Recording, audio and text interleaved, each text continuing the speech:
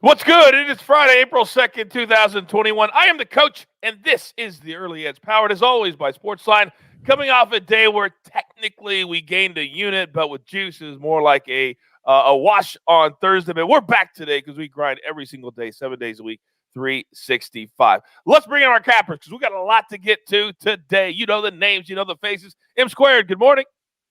Good morning, Coach. Still recovering. Baseball welcomed me back with a rough one yesterday. My Minnesota Twins play had a 98% win probability in the live models. Up 3, bottom of the 9th, 1 out, and failed to get the W. Welcome to the Major League Baseball season, M Squared. Wow! Starting early with the bad beats. But I tell you what, we have been having a lot of fun with our little contest. And back today with, let's count them up here. 1, 2, 3 props today. I don't know which name Maestro we're going to go with, but Monday I'll announce the winner of the name contest. And we've got a lot of good ones out there, a lot of good ones. How do you feel about it? I feel good. I feel like we're giving people some unbelievable sweats down to the last second. These props keep you invested in watching every single aspect of the game down to the buzzer, as we saw with MPJ last night. Yeah, we lost literally by like 1 point last night. One rebound, one assist. Oh, give me something. Go grab the ball with 2 hands, not one hand. Grab the board with 2 hands. That's right. He's been good to us, though. He's been good to us, though. All right, let's jump right in. Our storylines that could affect the betting lines today. M Squared, go ahead. Massive day in the NBA. We got 10 games, and I think this is the biggest day of the year in terms of injury news because most of the players that are questionable have massive impacts on the betting market. For the Golden State Warriors and the Toronto Raptors, Steph Curry, questionable to play. Kyle Lowry already been ruled out on the other side. Watch out for that Steph Curry news late this afternoon. Houston at Boston, John Wall is questionable. Makes a massive difference for the Houston Rockets here. They are 11-point underdogs to Boston currently. In the Minnesota and game, D'Angelo Russell is nearing his return, but he will not be able to return tonight. Josh Okogie, questionable. Charlotte at Indiana. Malik Monk is doubtful. He's been probable, then out, then doubtful, then probable several times over the last few games, so pay attention to that one still. And then for the Pacers, Domantas Sabonis and Jeremy Lamb are both questionable to play. Atlanta and New Orleans. New Orleans on the second night of a back-to-back. Brandon Ingram, Zion Williamson all sat, and Lonzo Ball all sat last night. All 3 are questionable to play tonight. Meanwhile, for the Hawks, John Collins has already been ruled out. Clint Capella and Trae Young are also questionable. Could be a lot of usage, a lot of minutes to go around on both sides, depending on how the news falls this afternoon. For the Chicago Bulls, Kobe White, Zach LaVine, questionable. Garrett Temple out. For the Utah Jazz in that same matchup, Donovan Mitchell, questionable. For the Los Angeles Lakers, of course, Anthony Davis, LeBron James are out. Andre Drummond joined the team, already injured, out, not going to play tonight against the Sacramento Kings. For the Oklahoma City Thunder, Lou Dort, Ty Jerome, Darius Blaisley, all out in this matchup. Mike Muscala also out in this matchup. And then for Phoenix, Frank Kaminsky will not play, so they're going to be thin in some of those backup minutes there. And for the Milwaukee Bucks, they have a matchup with the Portland Trailblazers. PJ Tucker has been ruled out. Bobby Portis questionable. The newly acquired Jeff Teague also questionable to play. And that's exactly why there aren't many sides today, because it's so hard with so many big names. All those names that Mikey just gave you, big names that really affect the outcome of an NBA game. So pay attention before you put your play in. All right, Maestro, what storyline do you have today? Okay, well, we got the Final Four tomorrow, and the lines have been holding steady all week. 5, Baylor -5, and Gonzaga started 13.5, now 14. Interesting, everyone's saying, oh, it's inflated. Of course it's inflated on Gonzaga. That's what they're going to make you pay. They're also, the books are so heavy with Gonzaga money to win it all with the futures pool that they've got to try to attract UCLA money. And I've heard some talk that this, because it's the late game, people like to, get on that late game after the early game. A lot of people think that by tip-off, you could be looking at 15, 15.5, 16 even, but it hasn't started that move yet. That's only going to come on game day. So what would you recommend people doing if they want Gonzaga? Get it right now here today or wait? Yeah, if you like the Zags, don't think you're going to get better than -14, which is an inflated line. Yes. Wow, it's just so many points to lay in the Final Four. It's crazy. All right, let's get into our plays for the day. We're going to start with our SportsLine plays of the day. We're going right back to the NHL. It cashed for us last night, and we expect it to cash again today. Edmonton Oilers -145 over the Calgary Flames. Matt Severance honestly can't believe we got this team at this number. They're great at home. They've won 6 straight at home. Calgary, they had their game canceled on Wednesday because of COVID issues. They just aren't a good road team. 7-11-2. Take Edmonton all day, lay in the 45. Then in baseball, Rays, minus 105 over the Marlins. That's a 7 Eastern first pitch.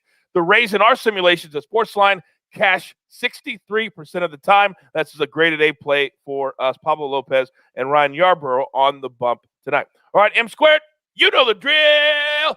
Give it to me. All right, 2 baseball plays out west tonight, Coach. We're going to start with the San Francisco Giants plus 115 against the Seattle Mariners. Very similar matchup to what they had on opening day. They get another left-handed pitcher that is vulnerable to the right-handed hitting. I like the fact that the Giants, despite blowing that game and losing last night late, they were in control. They played very well, frankly, in that game. But I love them here in the American League Park where they're getting the designated hitter. I think that's a huge thing for this lineup, especially as they're going to have the platoon advantage against the left-handed pitcher. Mr. Kikuchi, I believe is the how you say that name. Apologies if I didn't get that right, but he has a career 360 weighted on base average allowed to right-handed hitters. That's going to place him well below the league average in Major League Baseball in that situation. I like the Giants here. I think Johnny Cueto can really navigate and manage this lineup, keep it down to 2, 3, 4 runs allowed. I think the Giants win this game. The only reason that they're plus 15 and not minus 112, which is where I have them in my simulations, is because they blew that lead last night. However, I do think that we see some sharp action come in on the Giants here. I think this game closes around truly even money, so I would grab it now if you can.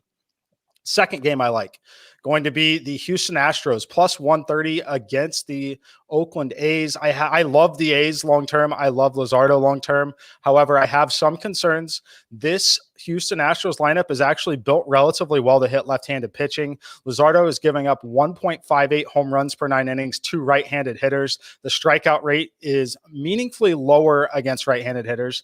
And the issue with that is it's not just meaningfully lower. It's fallen to a level that it's not necessarily what I would consider a real strong ace that has a massive strikeout upside, especially against this lineup.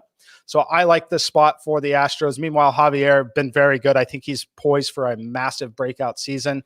I think this game should be much closer to a pick'em than the plus 130 that you're getting currently. So grab the Astros. Listen to all the information. It's so important. That's why we give it to you. That's why we do the show for you. Listen to all the information and make your plays accordingly. Again, those are late tonight, 10 Eastern and 9:40 Eastern time. So the pensive prop, that's one suggestion that we got. I'm milking it over. I kind of like the pensive prop, but regardless, we know he's got props today. Maestro, the floor is yours. Okay, well, I'm going to start with the Pacers. Mikey mentioned Sabonis is questionable. These plays only apply if he's on the floor. Obviously, it changes everything if he doesn't play. But LeVert, under 26.5 points, rebounds, assists. He's gone under, I believe it's 4 straight and 7 of 11 since joining the Pacers. Also shooting only 28% from three-point range in his last 8 games. And then Miles Turner, under 6.5 rebounds. He's gone under in 6 of his last 7 games. And then here's one I absolutely love. Robert Covington, over 9.5 points, 5 straight games in double digits. And this guy shooting the lights out from three-point range, 24 of 46. That's 52% over his last 7 or 8 games from three-point range. Playing the Bucks, who give up the 4th most threes. They also give up the 10th highest percentage from 3. We know Covington loves to shoot 3. So Covington to get double digits in scoring. And then one baseball play, the Angels. I think Dallas Keuchel, I know a lot of the analytics guys agree, is in for a big regression season. I like the Angels. They're actually 23-6 at home against the White Sox last 29 times. And I just think Keuchel is not going to be as good as he was last year. They hit lefties pretty well. So back the Angels tonight. It is so cool and nice to hear baseball analysis as we're back and we're in for a full season, and we were here for that. All right, we're up. It's time. Grab your paper, grab your pencils. It's time for the recap. Thank you, Jeweler. M Squared, he's on the Giants plus 115 over the Mariners, 10 Eastern, and the Astros plus 130 over the A's. That's 9:40 Eastern time. By the way, the Astros, they're Chiefs dog of the day today. Then the Maestro, he's on the Angels, minus 115. Just a little juice over the White Sox. That's also a late first pitch. Don't worry. we'll stay up and tweet for you. And then with some props, Robert Covington over 9.5 points. That's also a late game. Karis LeVert under 26.5 points, rebounds, and assists, but only if Sabonis is playing. So check that before you put it in closer to tip. Then Miles Turner under 6.5 rebounds. That's an 8 Eastern tip. And then our SportsLine plays of the day, Oilers in hockey minus 145 and the Rays minus 105 in baseball. And then we've named our parlay that we're going to give out every single day. Our producer is Jacob the Jeweler. He will be picking this out. So we're calling it the Jeweler's Gym Parlay. Oilers, Angels, Giants. You wrap them all up together. They come back at plus 580. I like the Jeweler's Gym.